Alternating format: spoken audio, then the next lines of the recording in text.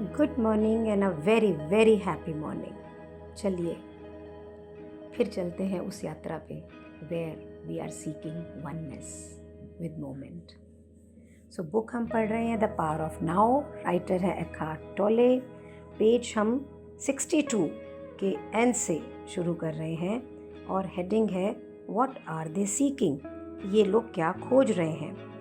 सो Karl Jung एक writer हैं, उनकी जो बुक है उसमें एक कॉन्वर्जेशन में वो कहते हैं कि एक नेटिव अमेरिकन चीफ मीन्स जो वहाँ के लोग अमेरिकन से या इन वाइट अमेरिकन से नहीं है, जो नेटिव अमेरिकन होते हैं, वहाँ के जो खुद के रहने वाले होते हैं, उसने अपनी एक परसेप्शन बताई और उसको कार्ल को बोला कि जो ये सफ़ेद लोग हैं, वाइट लोग हैं, इनके चेहरे हमेशा बहुत टेंस होते हैं, आंखें घूरती रहती हैं और बड़े क्रूअल डिमिन्योर के होते हैं। ऐसा क्यों होता है? डिमिन्योर के होते हैं, ऐसा लगता है कि हमेशा कुछ खोज रहे हैं। अरे ये क्या खोज रहे हैं?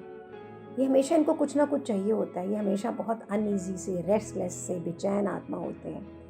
मुझे नहीं पता इनको क्या चाहिए। हमें तो कई बार ऐसा लगता है कि ये पागल है। सो राइटर का कहना है कि अंडर करंट, जैसे पानी के अंदर एक करंट होता है, ठीक है, ऊपर के सतह के नीचे, इसी तरह से हमेशा एक अनईजी, एक बेचैन अंडर करंट जो होता है, ये हमेशा चलता रहता है। और ये चलता रहा था कि जो वेस्ट के अंदर इंडस्ट्रियल सिविलाइजेशन का जो रेवोल्यूशन हुआ उससे भी पहले ही। और अब ये जो वेस्टर्न सिविलाइजेशन है जो कि सारी दुनिया के अंदर प्रभावित हो गई, जिसने सबको प्रभावित कर दिया है, हमारे ईस्ट को भी प्रभावित कर दिया है, ये अपने आप को इतने ज़बरदस्त ढंग से मैनिफेस्ट कर सकती है, जैसे इतने एक्यूट ढंग से मैनिफेस्ट कर सकती है जैसा कि पहले कभी नहीं हुआ था। ये तब से है जब से जीसस थे, आज से 600 साल पुराने, पहले से ही, बुद्धा से पहले से है। सो हम हमेशा ही इतने एंग्शियस, इतने बेचैन क्यों होते हैं? जीसस ने पूछा था अपने डिसाइपल से, अपने अनुयायियों से, कि क्या बेचैन सोच कोई भी एक आपकी ज़िंदगी में दिन ऐड कर सकती है?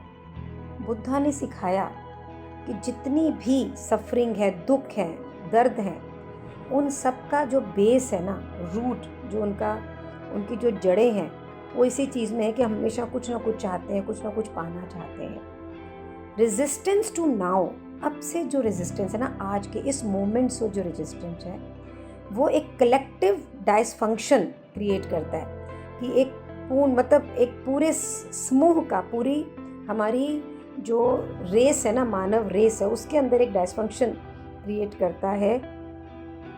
और इससे हमारी जो अवेयरनेस है, हमारे अपनत्व की, बीइंग की, अवेयरनेस ऑफ बीइंग, वो तो ख़त्म हो ही गया।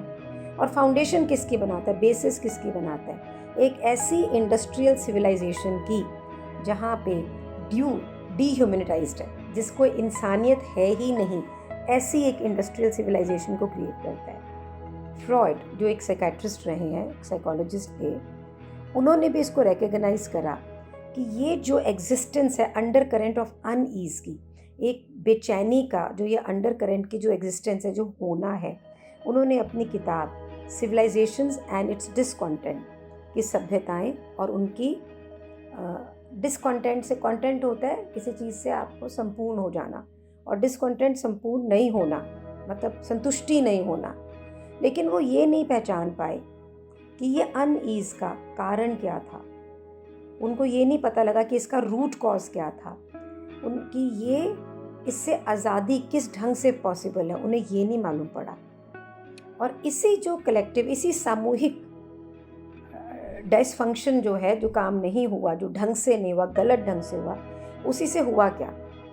एक अनहैप्पी, उदास, नाराज़, क्रोध में भरी हुई, वॉयलेंट, एग्रेसिव सभ्यता, जो कि अब थ्रेट बन गई है, जो कि अब डर बन गई है, सिर्फ अपने लिए नहीं, पूरे इस प्लैनेट अर्थ के लिए, पूरी पृथ्वी के लिए, पूरी उसकी ज़िंदगी के लिए। अब सोचो कि हम उसकी सतह पे आज खोज कर रहे हैं कि ये अनईजीनेस है क्या, और जब ये ख़त्म हो जाएगा तो हमारी दुनिया कैसी होगी। सो पेज 63 पे है डिज़ोल्विंग ऑर्डिनरी कॉन्शियसनेस, कि हम जो ये ऑर्डिनरी, जो हमने कल बात की थी, अचेतन मन को कैसे डिज़ोल्व कर सकते हैं। तो प्रश्न है कि हम इन सब चीज़ों से फ्री कैसे होंगे, इन आदतों से फ्री कैसे होंगे। तो राइटर कहते हैं मेक इट कॉन्शियस, इसे आप चेतन बना दें, इसे कॉन्शियस बना दें और अपने आप को ऑब्जर्व करें कि किस किस तरीके से आपको अनईज, डिसकॉन्टेंट, टेंशन आपके अंदर होता है। और वो होता क्यों है? क्योंकि आप बिना किसी बात के कुछ विचार बना लेते हैं, कुछ निर्णय बना लेते हैं, फिर उसका विरोध करते हैं, रेजिस्ट करते हैं जो है, और आज के मोमेंट के डिनाइल में रहते हैं कि जैसे कि वो है ही नहीं। Anything unconscious dissolves when you shine the light of consciousness on it. जैसे ही कॉन्शियसनेस की लाइट जो है वो बढ़ती है, रोशनी बढ़ती है, उसी समय ये जो अचेतन मन है ये बिल्कुल ख़त्म हो जाएगा।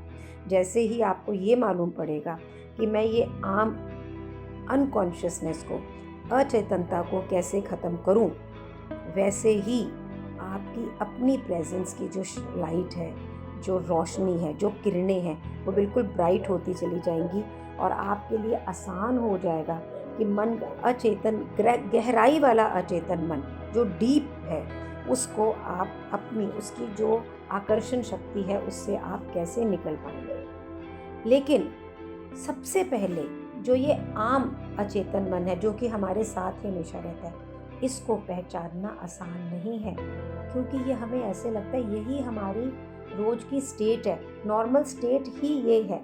सो आप अपनी आदत बनाएं कि अपने आप को मॉनिटर करना, अपनी मेंटल यानी दिमागी, इमोशनल यानी भावुक स्टेट, अवस्था को सेल्फ ऑब्जर्वेशन से अपने आप को देखना, ध्यान से देखना।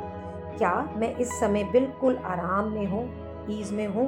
ये क्वेश्चन आप अपने आप को बार बार पूछें। और ये आप ये भी पूछ सकते हैं कि मेरे अंदर इस समय क्या चल रहा है, इस क्षण में क्या चल रहा है। एटलीस्ट इसमें इंटरेस्टेड तो हो कि मेरे अंदर क्या हो रहा है और मेरे बाहर क्या हो रहा है।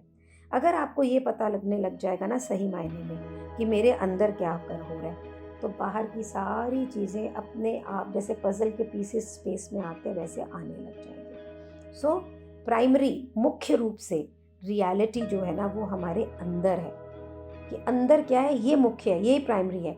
और सेकेंडरी है कि बाहर क्या है, कि उसके बिना, अंदर के बिना क्या है।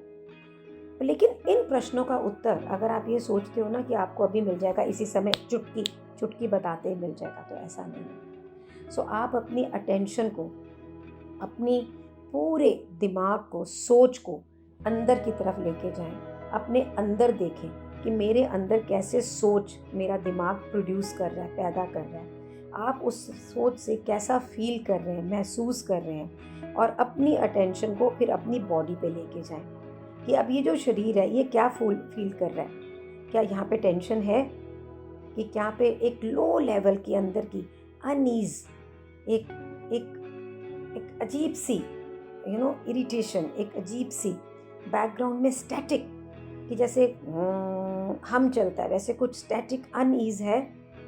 और ये देखें कि फिर ये देखो कि मैं इसे क्या रेजिस्ट कर रहा हूँ, कहाँ पे मैं ज़िंदगी को डिनाई कर रहा हूँ, विरोध कर रहा हूँ, उसको हाँ नहीं कर रहा हूँ। ये क्यों हो रहा है विरोध, ये ज़िंदगी को डिनाइल क्यों आ रहा है? क्योंकि आप इस क्षण को डिनाई कर रहे हैं, इस मोमेंट को डिनाई कर रहे हैं। सो बहुत सारे तरीके हैं जो लोग अनकॉन्शियसली, अचेतन मन से हमेशा इस प्रेजेंट मोमेंट को रेजिस्ट करते हैं, इसका विरोध करते हैं। कुछ एग्जाम्पल देना चाहता है राइटर, और विद प्रैक्टिस वो ये कहते हैं कि सेल्फ ऑब्जर्वेशन से, अपनी इनर स्पेस को मॉनिटर करने से आप इसे शार्पन कर सकते हैं। तो अगर क्या प्रोसेस है? प्रोसेस ये है कि आप अपने अंदर देखें और बार बार अपने से ये पूछें, क्या मैं अनईज में हूँ या ईज में, मैं आराम से हूँ या आराम से नहीं हूँ, मेरे अंदर क्या चल रहा है इस क्षण के अंदर। मेरी जो प्राइमरी रियलिटी है वो मेरे अंदर है, बाहर मेरे अंदर नहीं है। सो मेरे को कैसे सोच मेरे दिमाग दे रहा है, और उस सोच से मैं कैसा फील कर रहा हूँ, और इस सोच से मैं जो फील कर रहा हूँ उससे मेरे शरीर के अंदर कैसी टेंशन हो रही है।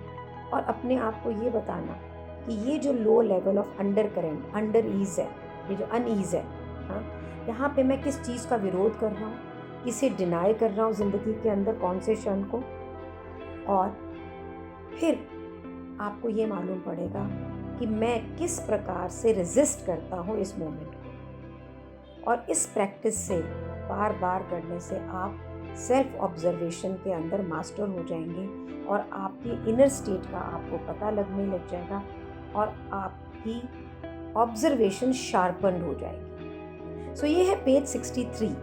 नेक्स्ट ऑडियो में हम सुनते हैं कि इस अनहैप्पीनेस से फ्रीडम कैसे हमें मिलेगी।